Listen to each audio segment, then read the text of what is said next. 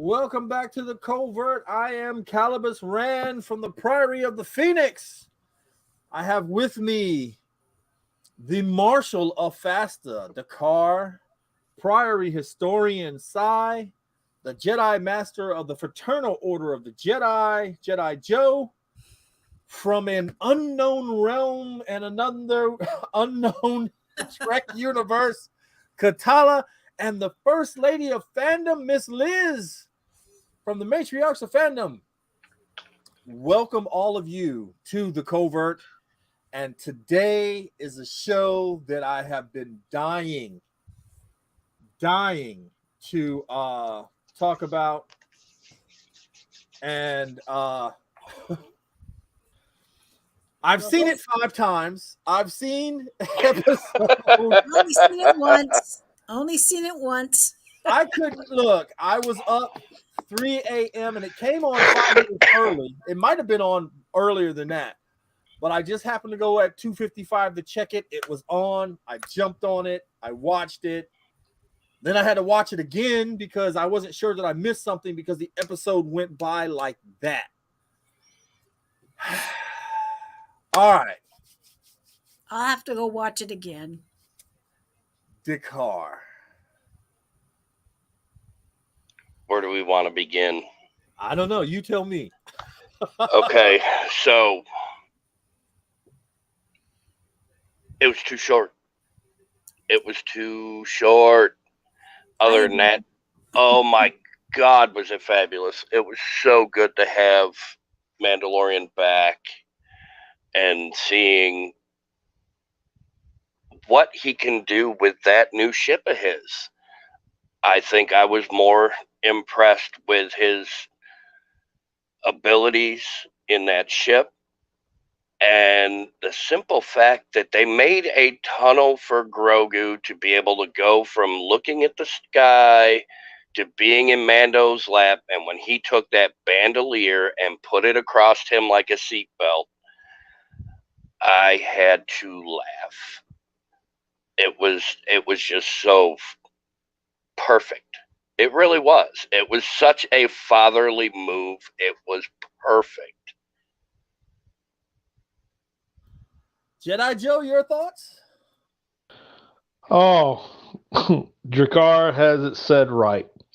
Too short, but very sweet. I mean, I think we all been waiting for it to come back. Just to see Grogu and to see Din Djarin to do their thing. It was just a great show. I tell you what, I'm like you, Calibus. I had to watch it a second time just to kind of make sure that it was.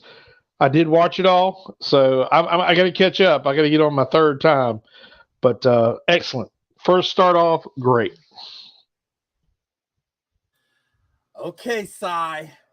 I was going to save you for last, but I think I'm going to save the ladies for last.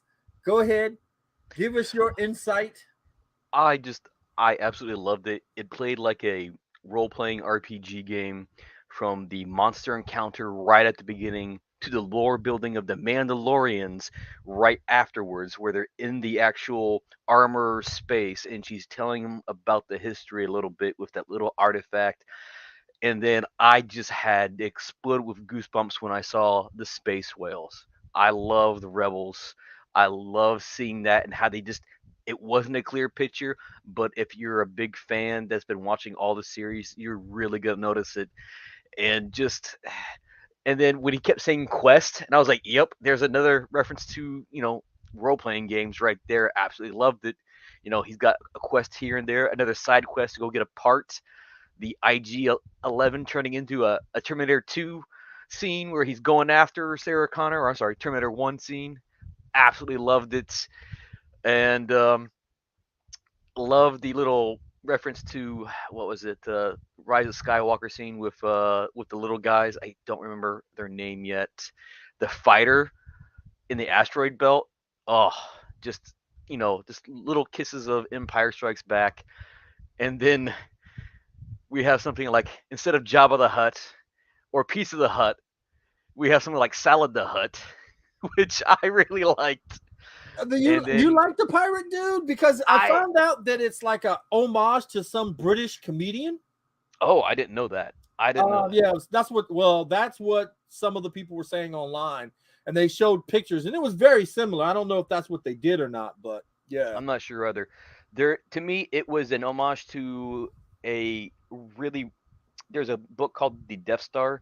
It came out years ago, and in that there was a character that was actually a plant-based, conscious creature, and he was actually on a prison, and he went up with the prisoners that were sent up to the Death Star, and he actually kind of slipped in, and he made himself a part of the Death Star, and he was a living plant creature, just like this.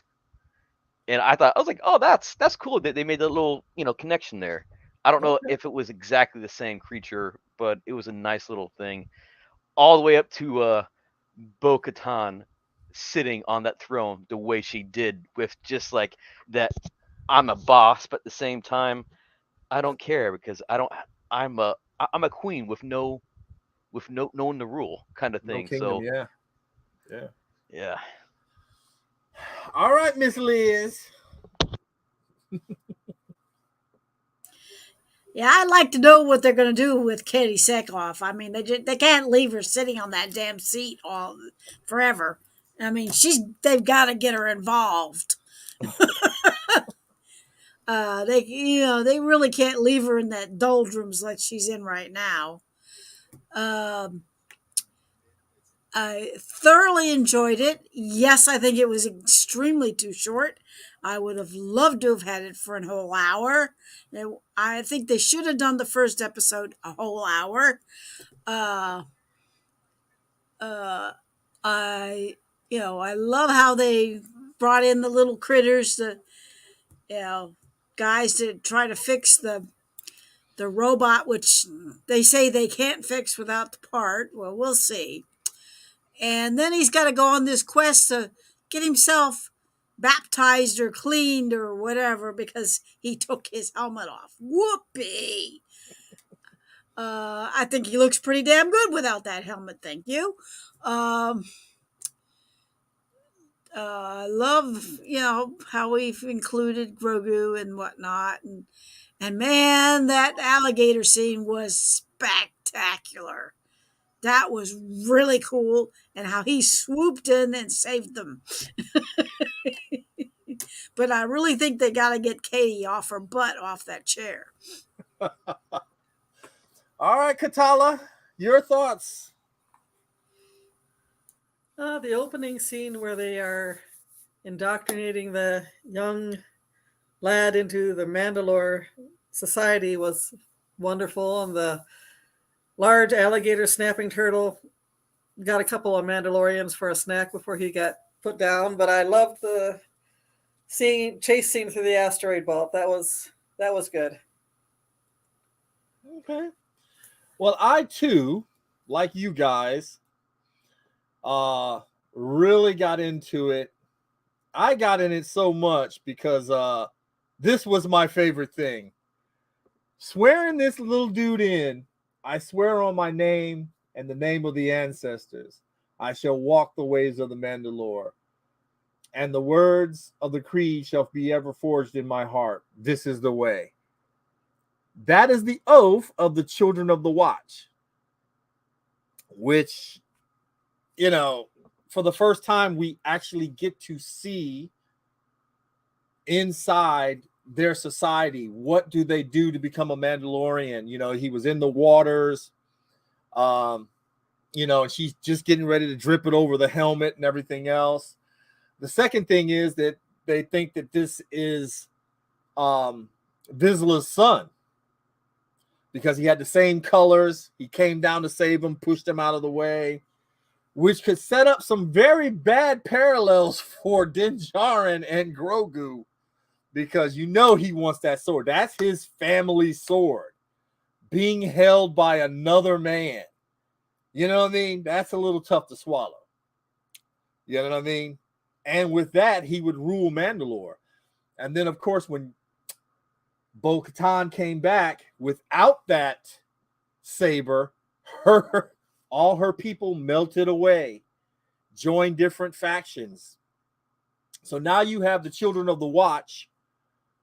And someone sent me a picture of the flag that they had that looked like a branch with like cherry blossoms or something on there. It was actually in Rebels. They actually had a Mandalorian with that on his armor, on his helmet. So I thought that was interesting. I thought it was too short. I had to rewatch it a second time because I was like, I was sure that I had, somebody, my wife had maybe asked me a question or something that I blinked or I turned away and I missed something. And although the second time around it was just enjoyable as the first, it was way too short, So I was a little disappointed in that, but I do like where it's going in this direction. It was fast paced, and again, for those of you who loved Andor, I do not hate on you for loving Andor. It was just too slow for me. I'm sorry. I wish I could say more about it, but I will not be watching season 2.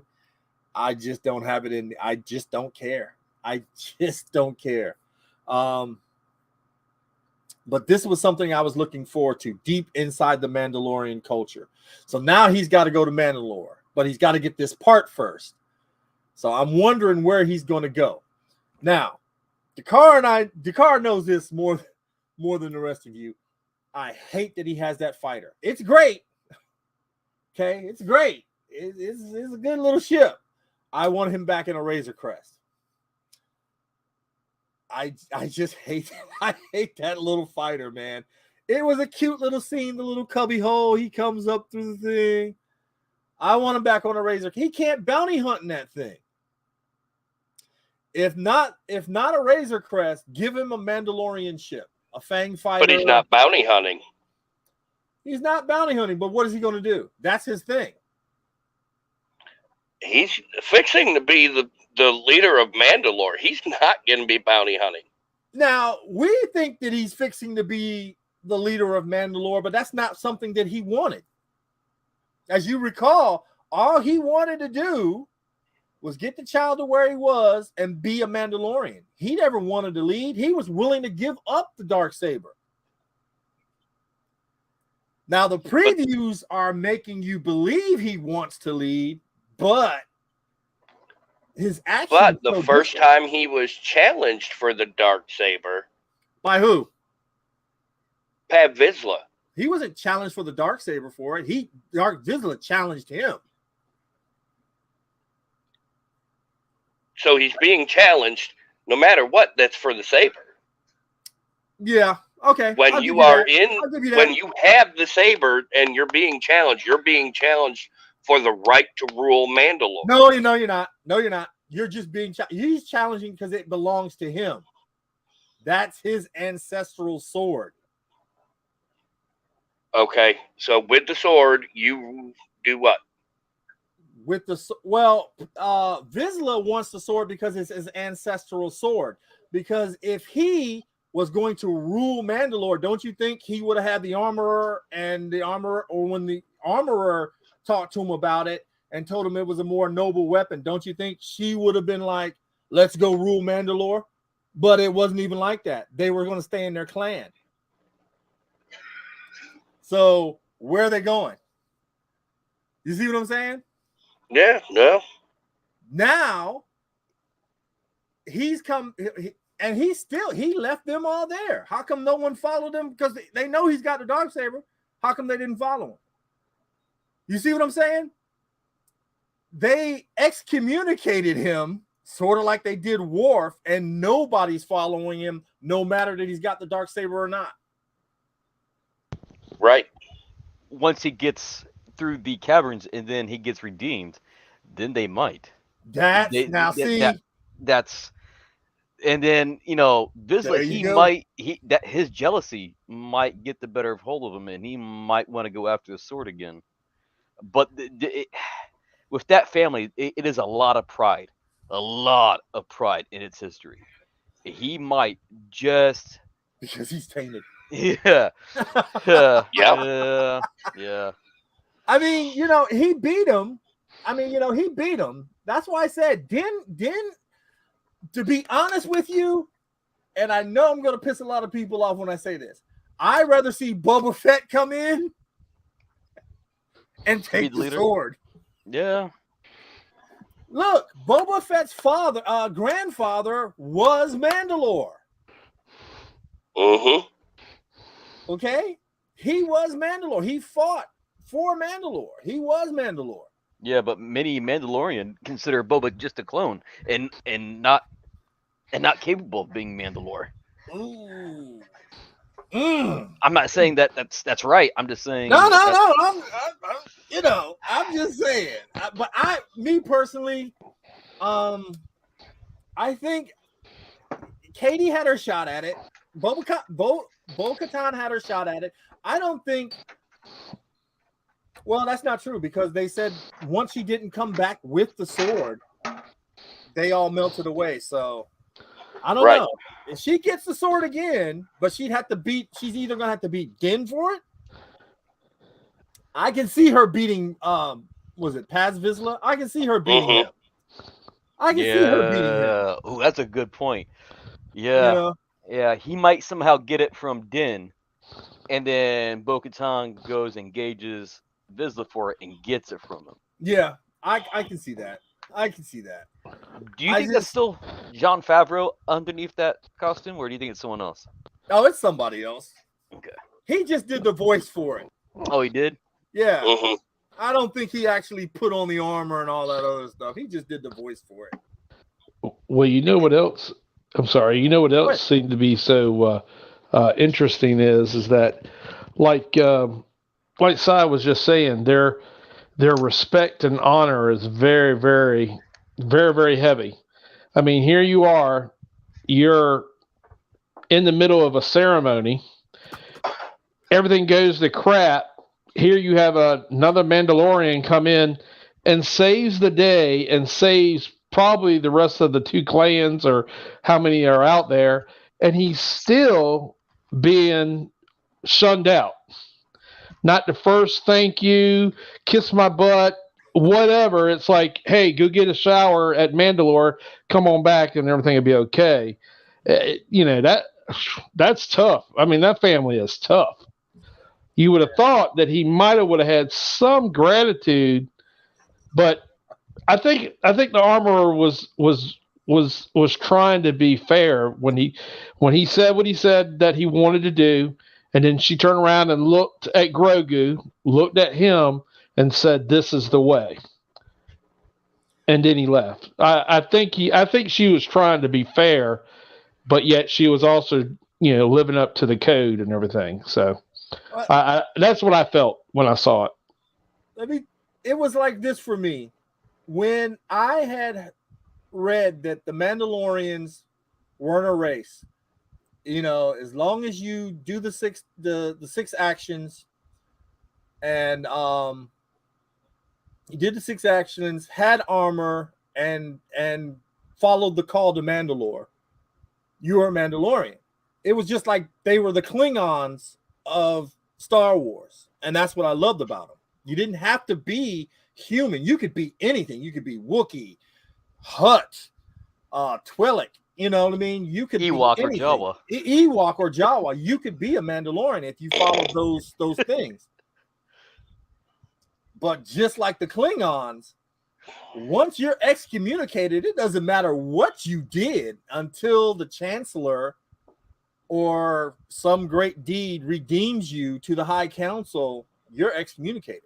You come in, save the day from the Federation, it wouldn't matter. You know what I mean? Until they deem you ready to come back into their circle, it was just like that. But like you said, it was different to see that code on the other side of Star Wars, because all we really know is the Jedi, and we think the Jedi are they're these great group of people over here. You know, they follow a code. You know, they're peacekeepers. But now you have the Mandalorians who are honor bound, most of them, and they have their own code, which is a great contrast to the characters, which is another thing. Will we see or hear talk more about Trey Vizsla, which we have to, because you're talking about the Darksaber. They have to explore a little bit more of that, which would be, I mean, I love the fact that we're getting more Mandalorian lore, but somewhere along the line, they're going to drop some knowledge about the Jedi too.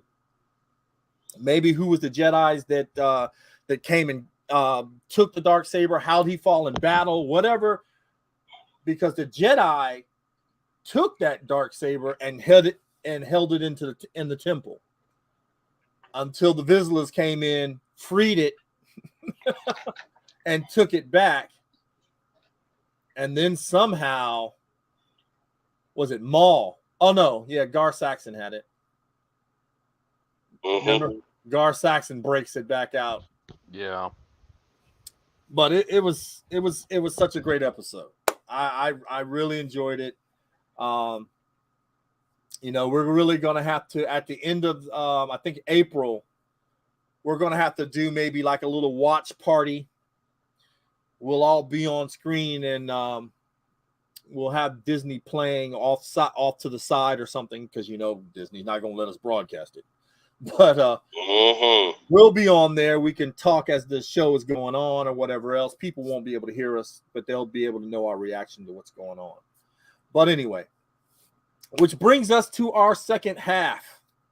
Bad Batch.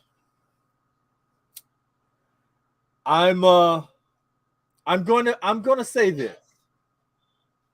Last couple of episodes kind of been, I get where the story is going. You know, we're dealing with Omega's loss of family type thing and getting everything back. But they seem like they were kind of like filler episodes. And I get it. You have enough time to tell this long story, you know, and get you where you need to go. Not everything can be a slam dunk episode where, you know, we get all the action, all the great dialogue, all the great surprises that, you know, make us go, oh, damn, that was a great episode.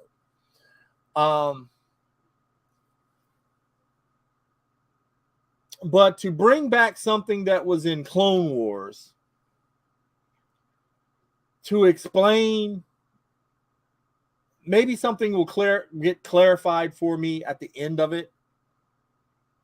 I'm not really sure.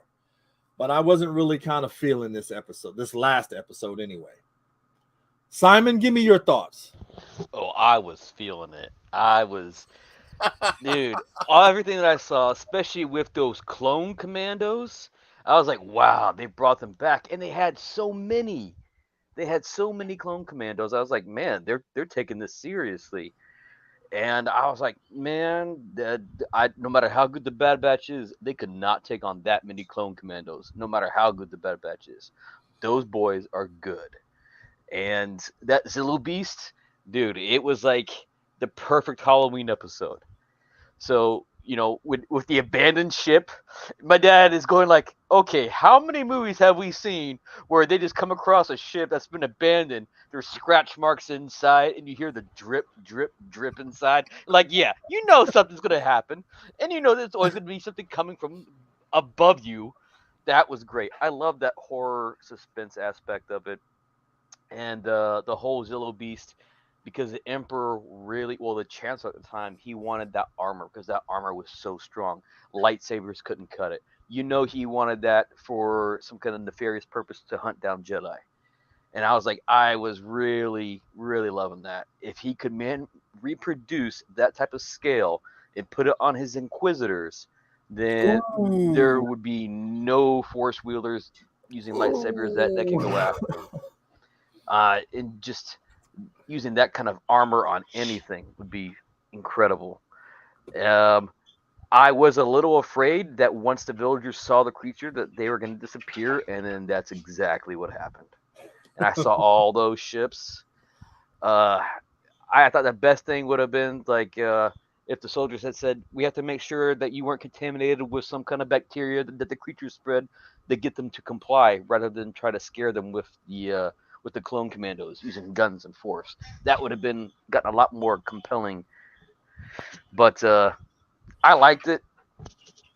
I love the connection with the old episode. My dad didn't recognize it because it's been 15 years, Yeah, right. Yeah. and he didn't put it together. I did. At first, I didn't recognize it because it looked so different and it grew so damn fast. But yeah, I liked it.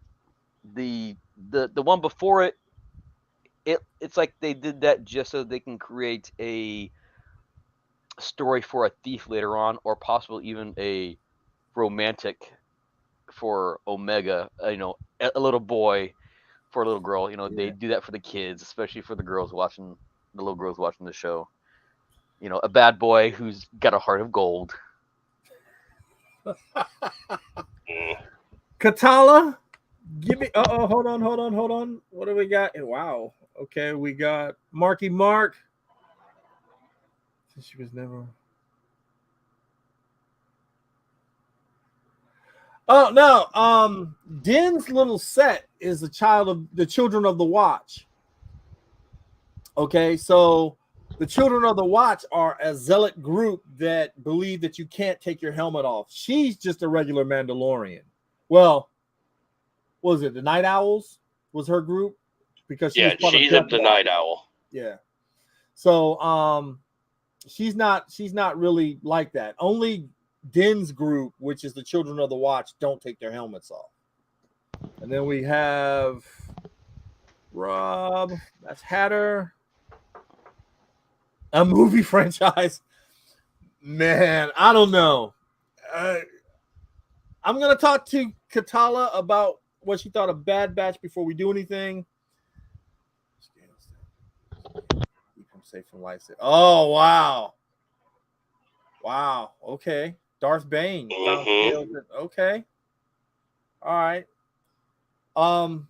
Katala, your thoughts on Bad Batch? I know Miss Liz hasn't watched it, but then we're going to go back and talk about maybe this movie franchise deal thing and what you guys think, and then we'll probably wrap it up. Okay, Katala, give it to us. Bad Batch is good. It's flows fairly well. I liked the Wookiee scene, but the last one, I'll probably have to rewatch it again just to make sure I didn't miss anything. And her losing her family, that's going to be a little tough, I think, for her to work through.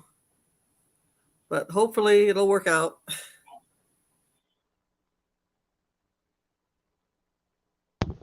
Your mic, Calvis. Your mic's off. Yeah, he's not really gone. He's coming back. Well, I think he's coming back. Because wait a minute, who is Rex on the planet with? Not Echo. Oh my God. Yeah. I know exactly what you're talking about when Rebels so Echo is not there. The yeah. Oh my gosh. Well, I hope we're wrong.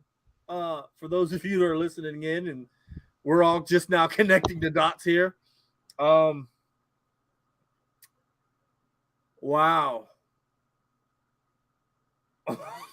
Oh my gosh. Yeah, so in the last season of Clone Wars, it's after the Clone Wars, and they need help. All right? No, is it Rebels? Isn't it Rebels? Yeah, it's Rebels. It's Rebels. So they find Rex and two other clone troopers. Wolf and I can't remember what the other man. So Grieger. Okay, well, Omega might have good reason to she might have good reason to think that he might not be coming back. Wow. And it also really depends on what happens to the Bad Batch, because the last episode of the Bad Batch was entitled something like 99 something.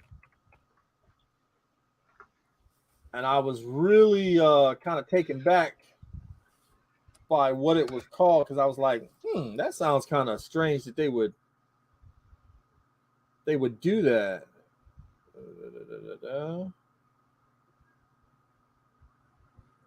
Oh, no, I guess not. Retrieval and Metamorphosis. Yeah. Okay. So we got Retrieval and Metamorphosis. Yep. Yeah. Although the title for The Mandalorian, Apostate, that was perfect. Wasn't it? That was perfect. So Hatter thinks that there should be a franchise, a movie franchise for The Mandalorian. Jedi Joe, your thoughts on that? Well, actually, if I could take you back for a second. Number one, Calibus, you're exactly right. From the round table, when I was talking about the Klingon ship and the Razor Crest being kind of similar, I have to say that you are correct. The Mandalorian ship, I mean the Marauder, that's right, is much like what you were saying. So I definitely see that. So that's a new ship on my list that I have to get. Retrieval. You know, guys, I kind of felt Retrieval for me was almost like, I know that we don't like having our, I guess you could say, our personal lives and our fantasy and sci-fi and that sort of thing. But Retrieval reminded me a lot of basically working for the man. I mean, how many of you have ever worked for someone in a sales-based type of organization or business, and the owner wants you to do more, and then he's getting all the results and getting all the money? You saw how the boss was in the chambers eating all and drinking all the rations, and then finally he uses this bait like, hey, go out and get more and I'll give you some. And the next thing you know, he throws one bowl on the table and everybody like roaches are just going to it. I'm sorry. I tell you what, for me, it didn't feel like a filler episode. It actually feel like something that hit home for me, because I've worked for people that were like that. Metamorphosis felt like a aliens cross sci-fi, and then all of a sudden it's this awesome drama maturity type thing coming over me, where you see something in Star Wars that you never saw. You see what the Empire was actually trying to do to get this edge. I mean, I thought Metamorphosis was probably more exciting and more thrilling and interesting than probably one of the episodes of Andor. So the last two episodes for me were probably one of my favorites. I enjoyed them both. They kind of related. And I mean, like I said, I know a lot of people don't like a lot of their serious stuff. They come into their fandoms and everything, but for me, it kind of hit kind of home a little bit because I can relate to it. So I guess that's why they were so good. As far as what Mr. Rob say, I'm not sure. I might be a little lost on his question, so I'll have to stand down on that one. But good episode. His question was, and it was, look, because we get 16 episodes of the Bad Batch, right? The last episode is Plan 99. Okay.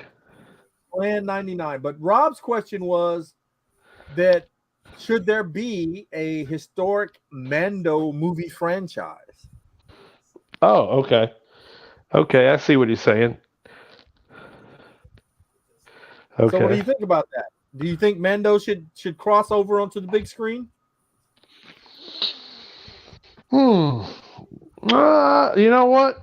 It wouldn't be a bad idea. I mean, we've kind of seen it a little bit in our normal TV shows, but I think right now his success is doing quite well on The Mandalorian, staying where he's at for right now. I could hopefully see in the next couple of episodes, see where this is going, where he would go to the next big screen. But I think right now he's doing fairly well with where he's at.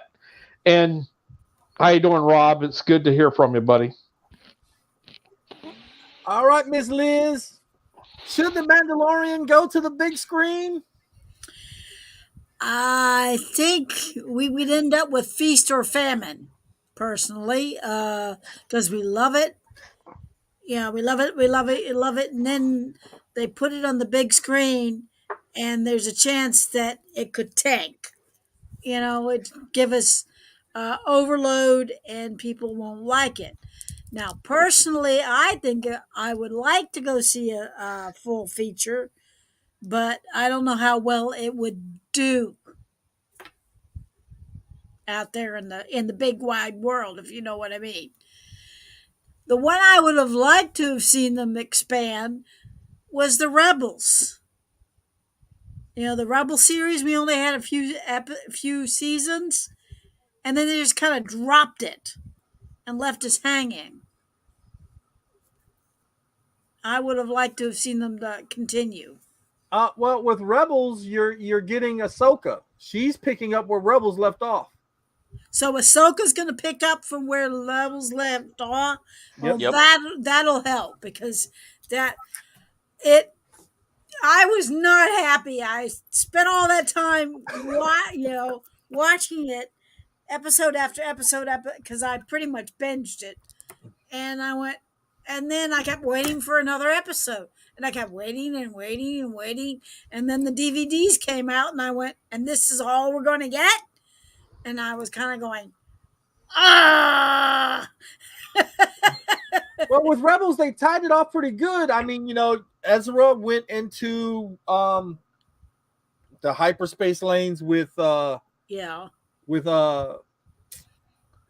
still whales. think they could have gone a little bit. what's They could have what's the expanded blue-skinned it. admiral? Thrawn.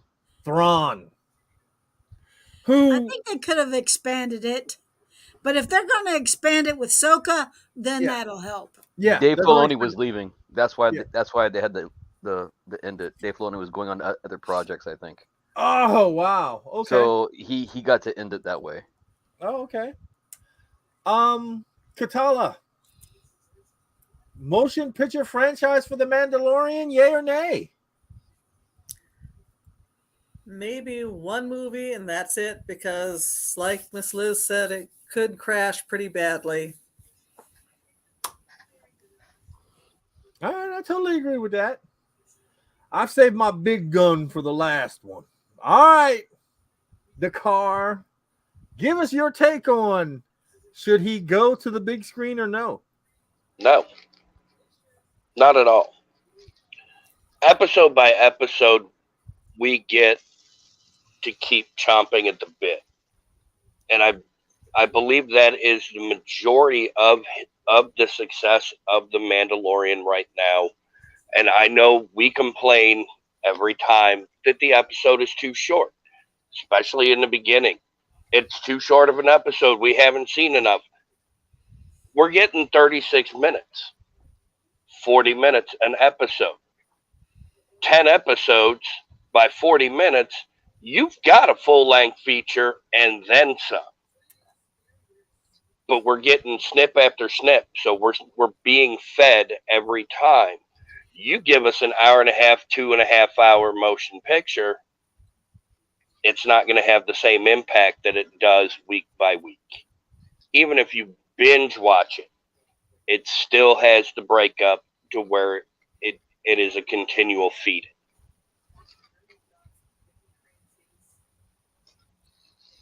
I think Chakar just hit the nail on the head. I think so too. I would definitely agree with you on that point, because I think, like Miss Liz said too, I would hate for you to go in there, you go into there, now we're expecting this big stuff, because like Dakar said, they can slam you hard with a great episode and then throw a little filler in here and there and throw some action in it and you're satisfied. But you got me in this theater for 2 hours or 2.5 hours, and I'm going, I didn't need half this movie. You know what I mean? Be a little tough to swallow. And Oh, go ahead, Jedi I'm Joe. sorry. I'm sorry. I didn't mean to interrupt. And you know what else that something to think about too is, let's say Dave Filoni wouldn't be available to work the project, or what if what's his name that plays Din Djarin? He wouldn't be able to be there. So you would have possibly a mix of directors and actors that doesn't stay to what we enjoy. So it wouldn't. Now saying what Drakar said, I don't think it'd be worth it. I think let's stay on track where we're at. Don't worry about the big screen. Worry about the small screen, unless you have a 72-inch in your living room. Good point. Good point. And to say what to start jumping on what you said, Pascal's now got a huge hit on his hands with The Last of Us. Now Exactly. I don't know if he's updated his contract with Disney, because we kept hearing all this stuff that he may not return, but now he's already got a bigger hit. The Last of Us is slamming on HBO Max. I'm not really into the whole zombie, and this is funny because when I'm on Call of Duty, that's all I play. But I don't like watching it. To me, it's just kind of boring. I just don't get into it. But everybody loves it. The first game was a hit. The second game has some controversy. Okay, Sai. Are we gonna go movie franchise, or are we staying at home? Honestly, right now, I don't think it's popular enough to go into a franchise right now. It's got a good base, especially with Star Wars fans, but a lot of hardcore Star Wars fans have been burnt, with other past Star Wars projects. Right now, I think if they keep putting out hits, eventually in a few years, but how they should do it is like what they did with Firefly. Have all the right episodes and then have it end in a movie, and then that would be the end of it. Don't do the movie, during. Just make it the last piece, and that way everyone watches it in a movie theater. I think that's how they would build a big enough audience to make some more money.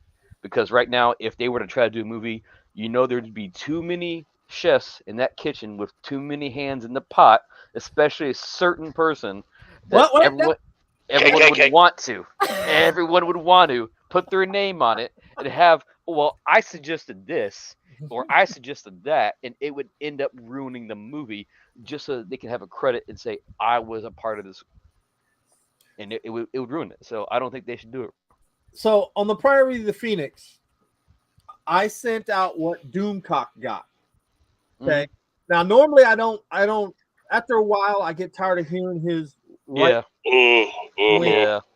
stuff, and he makes good points. Yes, he does. You know what I mean? He makes good points, but then he starts going off on this tangent, and I'm like, okay, dude, you got to go.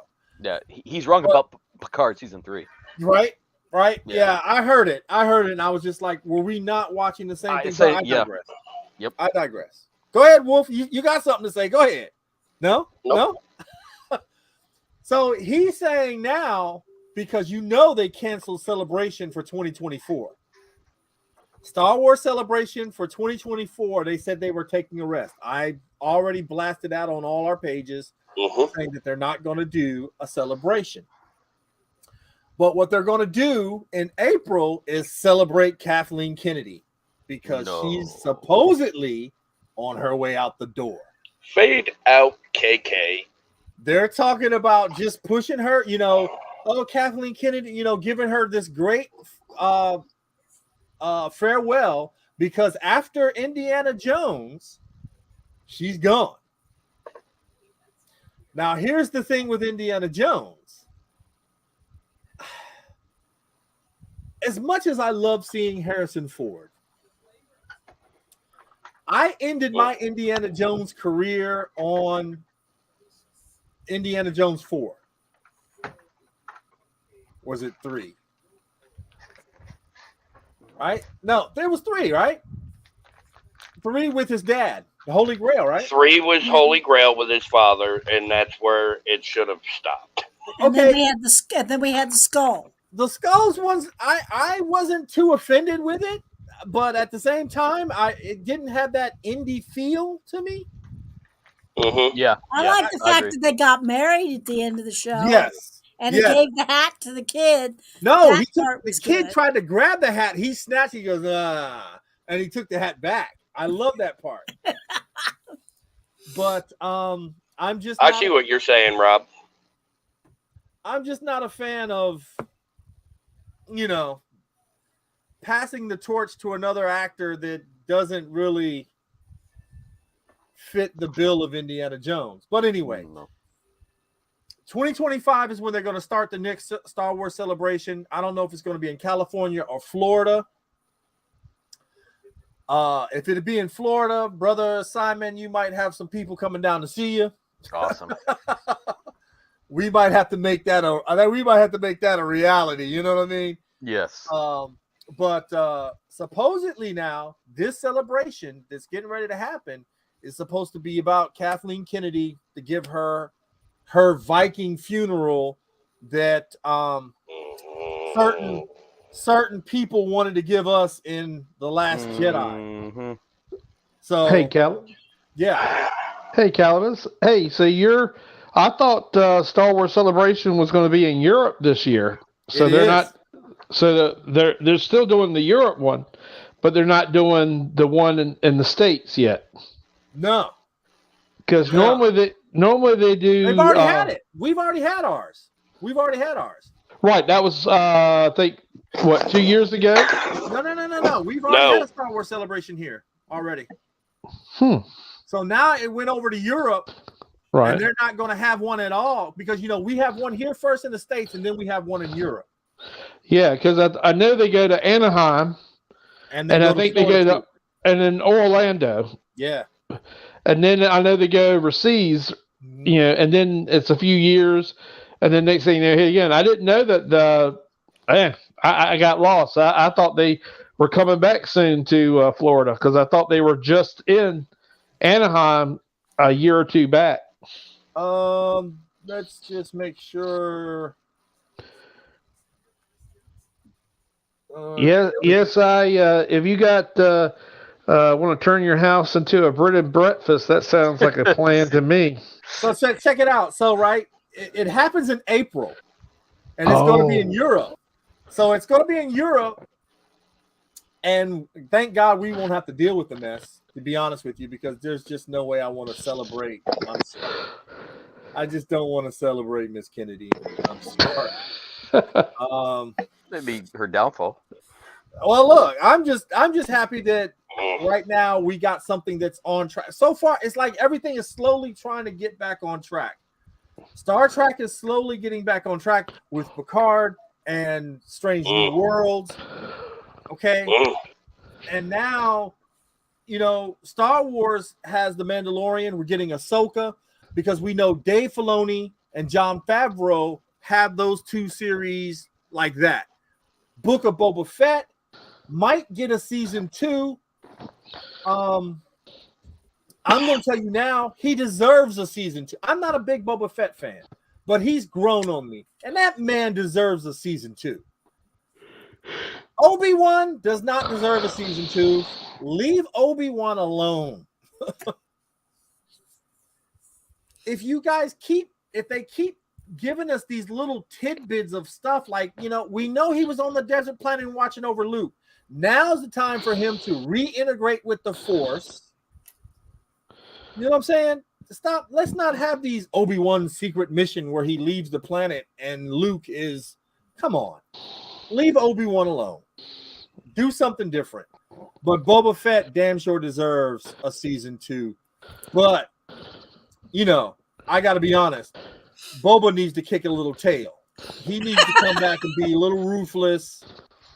You know what I mean? I want to see him blow some stuff up. Get into a little trouble. Him and Fennec.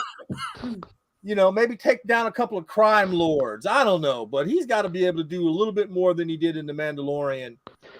And I want to see him ride that Rancor one more time.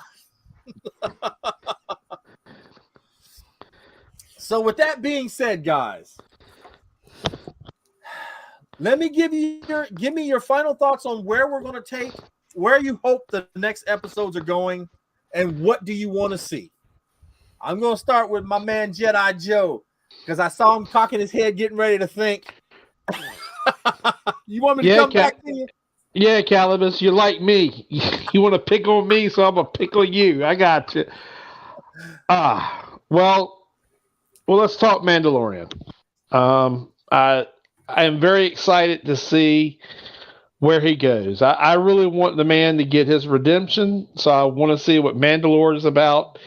I just saw something on YouTube. I follow Star Wars Theory. The guy's pretty good, and it talks about the Jedi and the Mandalorians, why they hated each other. So I want to watch that. But going back to the Mandalorian, I want to see this continuing quest, as he's been saying, and I want to see him improve. Bad Batch. I want to see where they're going to go with Omega. Omega is, I think she's becoming a well-rounded fighter. She's being trusted more. But I also would like to see the Bad Batch, the all of them, get back together again. You know, that's what I really would like to see, is to get them all back together again. So uh, I enjoy the Bad Batch, enjoy the Mandalorian, and I think just like everybody else would say, can't wait for next week. So we got Marky Mark saying there's no season 2 for Boba, but Andor gets a season 2. Oh my God, I know. They greenlit his season halfway through, and now they're talking about how they revised it to Andor. For those of you who like Andor, and again, this is your choice. God bless you for it. I'm glad you love Star Wars enough to love that show. But people rammed how much Solo did this and Solo didn't do that. Let me ram this down your throat for Andor. It was the first show to fully go to Hulu. No other Star Wars stuff has done that. They gave you one episode of The Mandalorian because season 3 was coming out to get you on board. But the whole thing of Andor went to Hulu before the whole season even ended. That's letting you know that they need viewers for that show. That's how bad that show was. For those of you, again, who loved it, more power to you. I'm glad you found something in it that you can follow. It was just too slow for me. Let's go with Miss Liz. Your thoughts on where everything is going and what you hope to see. Well, I totally agree with Joe.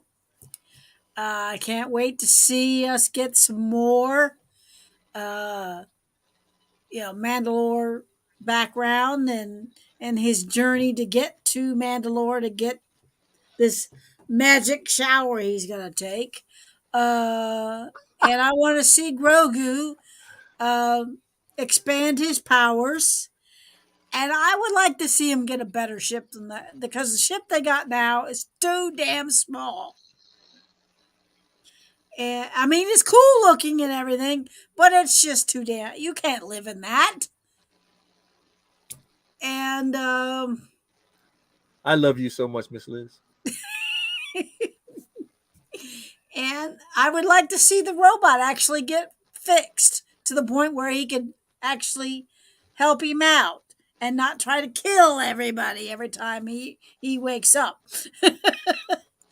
um, and I like the fact, and I want to see Katie Sackhoff get off that damn throne and do something. And that's it. That's me. Katala? Oh, if the petulant empress of Katie Sackhoff could find something to light a fire under her, that would be awesome. A bigger ship would be better for Grogu, and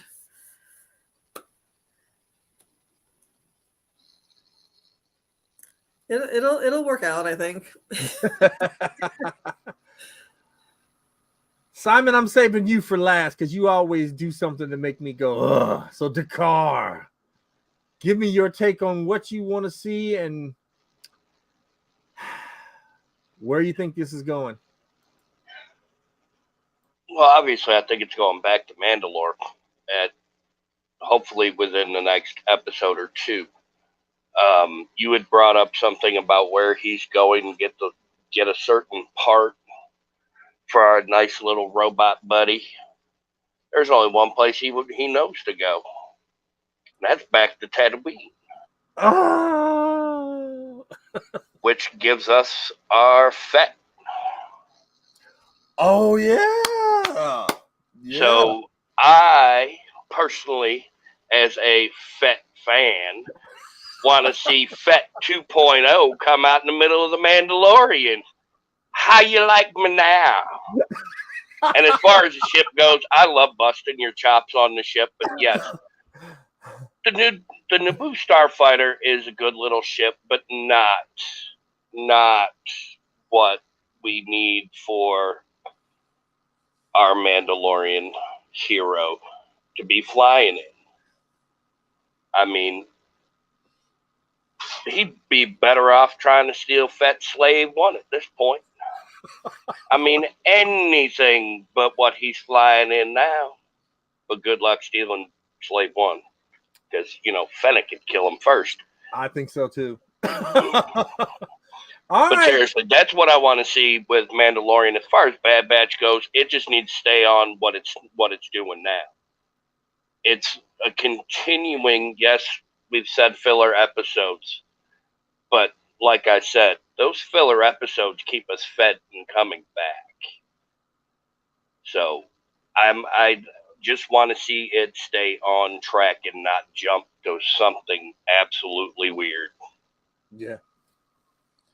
Okay, Simon, you close us out. Okay. Well, first of all, let me digest what was rammed down my throat with my great palate. A show that was written really well, great world building, and done with such intrigue that many critics across multiple genres really liked it. And this would hopefully reach out to multiple people who like different things to bring them into Star Wars. That would be the only positive thing. I understand it was really slow. It was not everyone's cup of tea. It was chamomile instead of Earl Grey. I get it. And Jedi Joe said something about metamorphosis, and it got me thinking maybe metamorphosis wasn't about the Zilla Beast changing. What if it was about the Bad Batch changing from guys that do side jobs to guys that are going to start rebelling against the Empire? Because Nice. when she said that, I see all these people suffer under the Empire, and then Tech goes, there's a lot of them, yes, but there's also lots of people like us. And that just, bam, you know what? I think they're going to start fighting openly. And my last bit, this question is especially for the ladies, for Katala and Miss Liz. What was your favorite critter scene in The Mandalorian in this last episode? Mine was the space whales. Oh. Miss Liz, your favorite little critter inside the Mandalorian? I like the guys that were trying to fix the robot. I like them. I've always Bebo's? Bebo Fex or Fex? Oh yeah, I like them. They're cool. But it was kind of fun to watch them wrestle with that alligator too. But if I'm going to go with a little bit nicer side of the where it's not eating people, I would go with the guys that are fixing the robot. Katala. Hopefully. I like the space whales. That's the first thing I noticed when they were flying through hyperspace. Okay. Awesome. All right. Well, again, it was a great show for me. I love talking with you guys about this stuff, and I love having our guests here, our lady guests stopping in. Marky Mark, Hatter, anytime you guys want to come join us on the Covert, you're more than welcome to. I just love sitting here talking with you guys about this stuff. We reached out to the Mandalorian historian. I was hoping that he would get back with us, but he's busy doing all his videos and stuff like that. Maybe we'll have him on sometime in the future. But with that being said, we've hit the hour mark. It is time for us to go. Jedi Joe, you have anything? Yeah, it's more of a joke, actually. So if you like Jabba the Hutt, mix Pizza the Hut that had sex with a salad bar, you got the seaweed creature at the very end of it. Yeah, that was an odd choice because all I kept thinking was Davy Jones. I was like, what is this? All I kept thinking was Davy Jones. I'm sorry. I mean, I love my Pirates of the Caribbean, but when I saw him, like, and that, I wish they would get writers that would remember using 21st century lingo in a Star Wars or a Star Trek setting is not good writing. That's lazy. Get off your ass, guys. Do your homework. With that being said, it is time for us to go.